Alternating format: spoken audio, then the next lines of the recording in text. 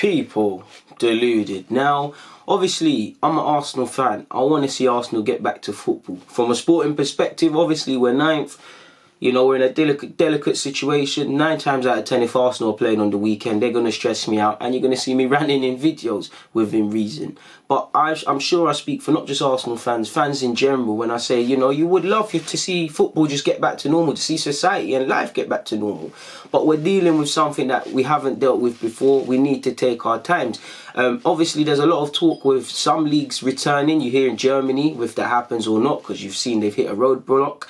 Obviously, at the time of making this vid, I believe Holland and France have cancelled their leagues, and France have just announced that PSG are the champions, and they've announced the relegated teams. Apparently, Toulouse's chairman is going to appeal it and things, despite the fact that we were going down. But in relation to the Prem, you've heard behind closed doors. For me, I think the players have got to tread very carefully. I think the players risk being guinea pigs, and I think they have to be selfish and put their health first, because you're just by looking at the Daily Mail, and there's many different reports, people, of things like this, but the Premier League is planning to play on even if positive corona tests occur among players and staff. Now, for me, that tells me you're a guinea pig, and players need to be selfish and stay. If you want to play and risk it, cool, but players have to say no. You're hearing a lot of players are concerned, not just about themselves, but they live with elderly relatives and things like that. They're scared of how they're going to contract this. We also need to remember, with the tests, who, you know, you've seen the Premier League are trying to order a high amount of kits, and considering that the NHS are struggling with such, from a moral point of view, that's not the best thing. You know, it's not like a pregnancy kit for women, not for me, but it's like, you know how you pee on a pregnancy thing, it tells you are you pregnant or not.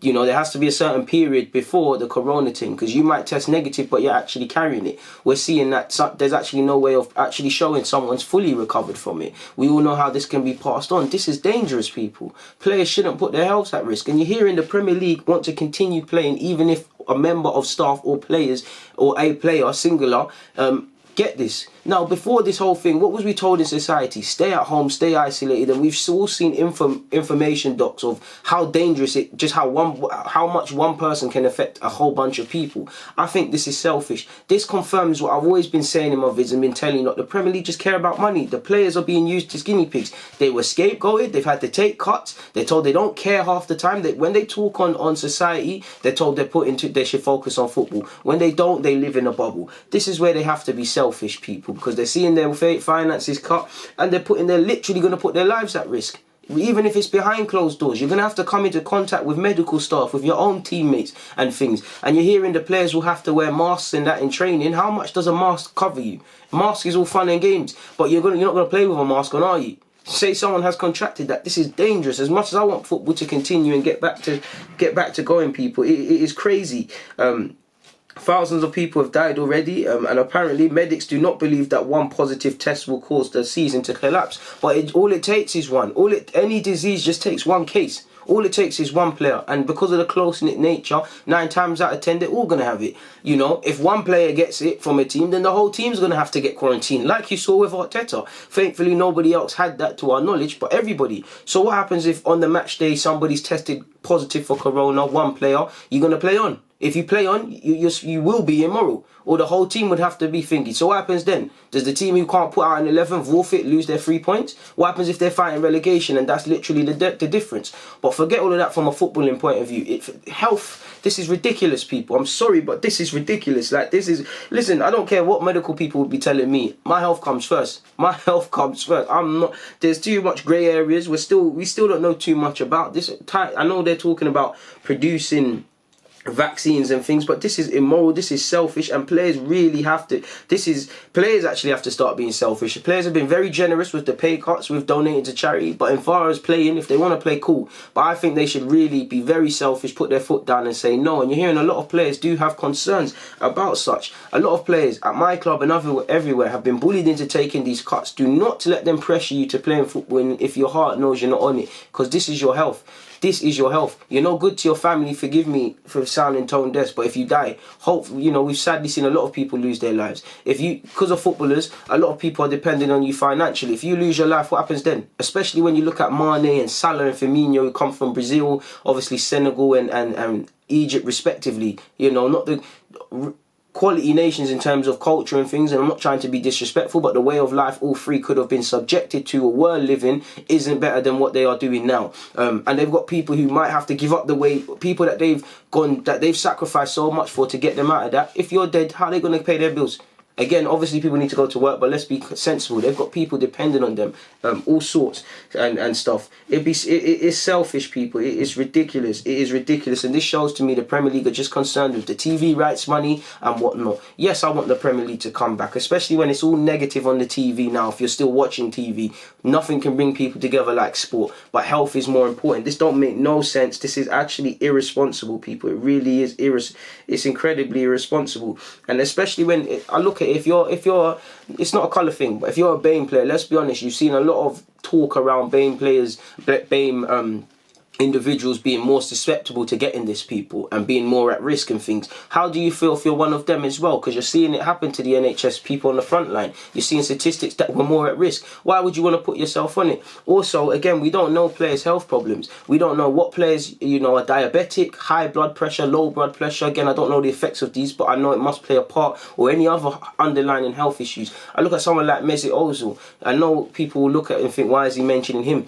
I don't know the terms because I'm not a doctor, but it's medically proven. You talk to people at Arsenal, it's medically proven he has a problem with his, what's the thing called, people, man? Is it immune system, whatever it's called? He's got an issue with that. So when he gets a cold, it's a mad thing.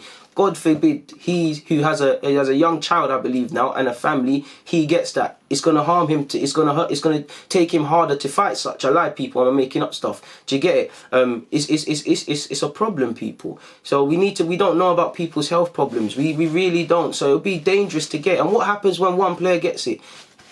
We haven't had a plan to how we're going to start football, how football is going to react to this for not just this season but next season. So what's the contingency plan if one player gets it and the whole team? Then what happens?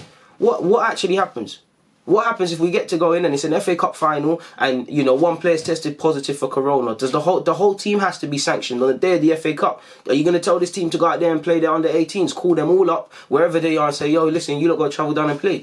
You know, to hear what is the contingency plan if one individual is infected? What is the way of combating that? And if they do have that, then they're lying. They have to be lying, because how can football have that if society have it? If society hasn't currently got a contingency plan to get back to normal, how can football have it? And if football have it, it's irresponsible. And if football really do order all them kits, it's ridiculous, people. And apparently, you look at it, people, allegedly the Mirror saying a string of black and ethnic minority players fear the Premier League rush to restart leaves them at risk of catching coronavirus. The Intensive Care National and Audit Research Centre has found that a third of people in intensive care from corona are BAME, so black and ethnic minorities. I am one, and I almost forgot it. I don't even like the term BAME. I'm black. I'm not BAME. I'm me. But I think it's ridiculous, people. I really think it's irresponsible.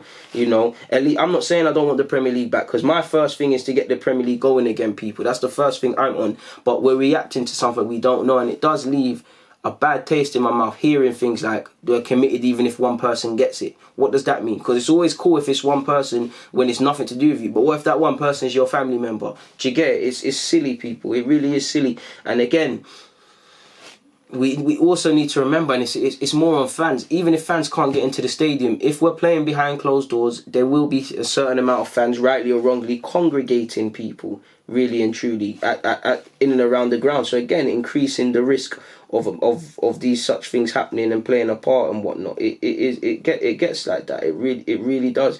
It's immoral, people. It really doesn't make any sense. It's gonna do more harm than good, in my opinion. But it is what it is. I want to see the Premier League start again, but I think it's immoral. And for any footballer that is considering it, to know that these people don't care about you. Listen to Rooney's comments or a Bono of West Ham's comments. How long did it take football to react to this versus the other sports? The other sports were on this like a flash. We're not playing. Footballers, it took time. It really took until, sadly, when Mikel Arteta, at least in England's case, I can't speak for no other leagues, I'm not living there, but in England's case, the day Mikel Arteta got it, and obviously Callum Hudson-Odoi, is when people thought, oh, it's time to take this seriously, sort of thing. That should tell you everything. You're a guinea pig. It's sad to say. If you die, the team will get another manager. You might get another player, so you'll get a little But what about your family? What about your health? What if you survive and you've got some underlying health problems? This is a serious thing. Why put people at risk? At least until you know how this stuff happens. Obviously, June's a long time from now. It really is. But we were saying this in April. We were saying this in May. We don't know how it's going to react. Once again, I want football to get back together. But it can't. It's immoral, people. And I was on the whole... Until yesterday, really, I was on the... Yeah, let's get football going as soon as we can. But then I deeped. I was like, nah, man, this isn't... Morally, this doesn't feel right, people. But... is what it is. This could all just be nonsense. We'll see, man. And for me, you've got to think of the reasons. Why did the Premier League have sincere reasons, or are they seeing the race to the bottom in terms of no TV rights money? Are the clubs sincere in that they want to start playing again for the fans, or do they see no gate receipts? Let's get ourselves on TV and think how we can recoup these things. Because clubs will do sinister stuff. You see, with the furlong scheme, clubs will exploit any opportunity. Clubs do not care. Clubs see them as pawns, and this is exactly why when I say in all my vids from day dot, overpaid or what, I think every fucking player deserves every penny they get, provided they've been, they haven't held the club to ransom, they've been given it. Because what they earn is pennies. They're literally putting themselves at the forefront. Do you think these executives of these clubs that are in talks with the Premier League, signing off to even come back to the Premier League, start it again, are they going to be at risk? No, because they're probably in the Bahamas or something on their isolated islands, saying, okay, yeah, go and play them again. But it's that honest man or woman, man in football's case, women in football can do a thing, but in men's case, someone who's middle class, someone that's escaped poverty from being a footballer and, done a lot and probably got a lot of family members relying on him, if not financially, more, support and that. If they're not there, you're of no use to them. And what happens to them? Yeah, you might get a little hashtag, the players will get a little hashtag, they'll get a little remembrance thing, but what happens past that? There's no, to my knowledge, unless you've got insurance as a player, is there a PFA pot you can dip into if something happens that your family can utilise? No. Players have got to be selfish. Health is wealth, people, really and truly. And to be honest, if the league gets going, players got to remember, there's different refs every game, different fourth officials, and again, the tests. The tests don't just tell you instantly that you have or have not got corona. It takes a while to flag. And, I'm pretty sure, there must be some symptoms that go on unseen and whatnot. And again, the close contact. And again, I'd say if you want to go back, wait until you have the strict guidelines, because, there's no point telling players to wear a mask in training, but then, everybody's spitting on the floor, everybody's touching up each other anyways. You're obviously, not a funny man thing, but you're a footballer, so you're going to be showering together, you're in close quarters, you're on the coach together or whatnot. Until they tell you specifically how these things are going to combat, what happens? Did they say no showers? Shower on your own time like you did as kids when you get home? Did they say, you can't be close to each other until we start the game? And then obviously things like warm-ups become irrelevant then, because you're hearing right now players have a separate ball to train with. You're going to have to pass a football between each other. Someone is going to have to pick up a ball and throw it when it goes off. All it takes is, my man, corona didn't shock this player. Like, I might be playing, I'm a right back, I'm playing against a left winger. He's got corona. It's not become known. He spits, my hand goes on the spit, like in football, not all the time, but people are spitting and stuff all the time. You're sliding on the floor. You touch your face, or you touch your face from a throw-in and touch your mouth, you're pissed. It's done. It's done. So if any player that wants to go and play, until they give you specific guidelines and alterations and what they're going to do to decrease this risk, I wouldn't pick up my 2 foot them and go and do this thing, really and truly. But I can't begrudge any player if they want to do any different. These are just my opinions. Obviously, I can't speak for anyone, but I want the league to go. My first thought again is actually nothing to do with what I'm saying now. I want the league to go again, but health is first. If new information comes available and how we can combat the disease and how we can eradicate it, or how we can, stop the spread of it and whatnot, and football can go and the right medical parties have sanctioned it and NHS have said whatever and whatnot, then cool, fair play. But we've got to be careful, because the minute Sport Mirror Society, the minute the first shop or first pub or first club that says they're doing stuff, we've got to be very careful of the precedent that's being set. And if society is going to get back to normal, we need to be very smart. And I say normal, I do think this is one of them things that's going to change society. Like, hopefully in 2 months this isn't a thing, but I'm not going to lie, I'm still going to be wearing gloves on the train. People might be still practicing social distancing, and for me it makes all the social distancing irrelevant if you're going to play 11-a-side. Like I said, what's the point in training wearing a mask if you're going to hug up your boy when you score the goal and them things there? Or you're going to have handbags, someone clamped you didn't like it, so you're up in their face. Boom, it's done already. You're never thinking about that. Do you get it? So we'll have to see what happens, people. I don't know what's going to happen. I want football to get going, but I want people to not die, simply as. So on that note, I've got nothing more to say. People, DG, I'm out.